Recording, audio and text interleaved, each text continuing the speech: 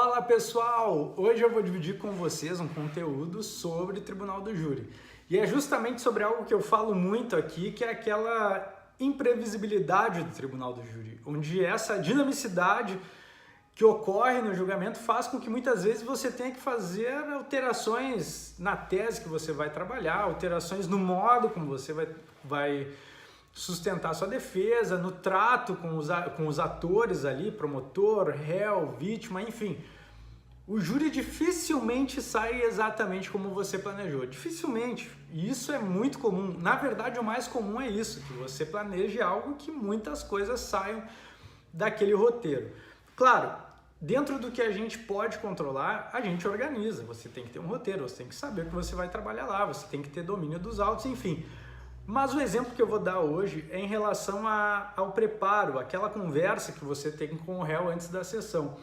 E eu vou trazer o caso de um cliente que, na hora do plenário, eu conversei com ele, a gente ia trabalhar uma tese de negativa de autoria, e eu disse, olha, você pode responder as perguntas do Ministério Público, pergunta do juiz, perguntas dos jurados, está tudo ok.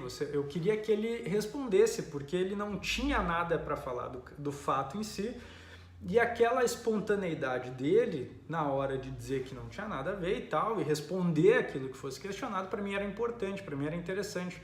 Até para os jurados terem aquela sensação de que ele realmente queria cooperar com o deslinde daquela causa. E nesse júri haviam outros co-réus e muitos advogados ali disseram para os seus clientes, olha, para o magistrado, disseram assim, olha, o meu cliente só vai responder as perguntas dos jurados, meu cliente só vai responder as perguntas da defesa, enfim. E quando eu tenho essa intenção, normalmente eu já converso com o juiz antes para que ele nem ressalte isso na frente dos jurados. Por exemplo, como aconteceu lá, eu não entendo que essa é a melhor maneira de trabalhar, cada um trabalha do seu jeito, mas quando você adianta ali na frente dos jurados, olha, o meu cliente não vai responder ao Ministério Público, eu tenho comigo que isso pode causar uma má impressão. Então, quando eu quero que isso aconteça, eu não falo isso lá antes do réu ser questionado a respeito. Eu já aviso o magistrado antes para ele nem interrogar ou para ele nem passar a palavra para o Ministério Público. Mas nesse caso, como o meu cliente ia falar, eu não adiantei nada. Só que então, após o juiz-presidente ali qualificar meu cliente, ele perguntou se ele queria fazer uso do silêncio ou se ele iria falar. E alertou que ele poderia responder somente aos jurados, responder somente ao Ministério Público, ou as defesas, como os outros co-réus. E o meu cliente, ele disse que não queria responder ninguém, nem os jurados.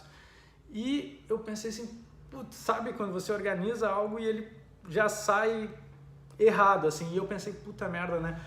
Porque eu gosto de carregar os jurados, assim, de forma muito cuidadosa. Então, qualquer deslize ali que possa causar uma má impressão, para mim, é um aspecto negativo, é algo que me causa desconforto. Mas, claro, não é o fim do mundo, a gente trabalha com aquilo que a gente tem, não ressaltei essa questão, ele sentou lá, e depois, na hora do debate, eu trabalhei isso, justificando um motivo pelo qual meu cliente teria feito aquilo, mesmo eu indicando que ele, solicitando que ele respondesse. E a questão, eu vou parar por aqui, que é justamente essa, o cliente ele saiu fora. Para quem advoga é muito comum, né? Você chegar na audiência e meio que sair fora do que tinha organizado, ou o cliente não responde, ou o cliente fala mais, ou o cliente fala menos. Mas quando pega a gente de surpresa costuma ser pior, e eu já vi isso acontecer com colegas e eu sempre pensei assim, putz, tomara que isso não aconteça comigo, né?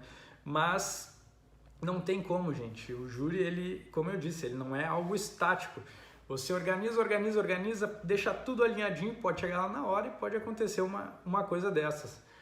E eu lembro de um caso interessantíssimo de um colega que ele não tinha instruído o cliente dele a mentir nem nada, mas o cliente olhou para ele na hora e se ele ver esse vídeo, eu vou pedir, doutor, se você ver, pode comentar aqui, porque essa história é sensacional. Ele não tinha instruído o cliente dele a mentir, a mudar a versão dos fatos, mas o cliente olhou para ele e disse, olha, doutor, eu não vou mentir, eu vou falar a verdade. Falou algo nesse sentido.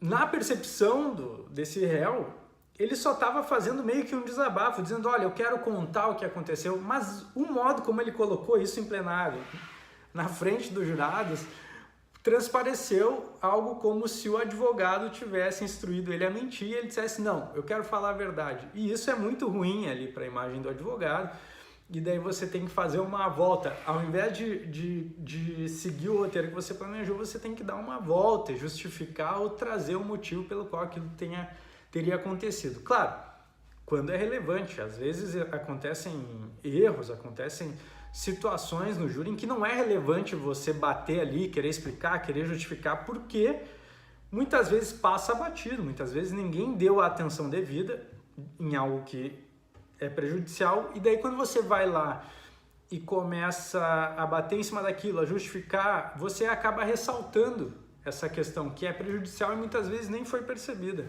Então o que eu quero dividir com vocês é isso, gente. Eu quero saber de vocês, colegas, quem já passou por isso, de estar com tudo alinhadinho ali e o cliente lá mudar a versão. Eu quero saber isso, ó. Se o cliente já mudou a versão, se o cliente já falou demais, se o cliente já falou de menos, ou se ele já cometeu alguma gafe aí que tenha deixado vocês de cabelo em pé ou com esse mal-estar na audiência ou no júri, tá bom? Me contem aí. Um beijo pra vocês, fiquem com Deus.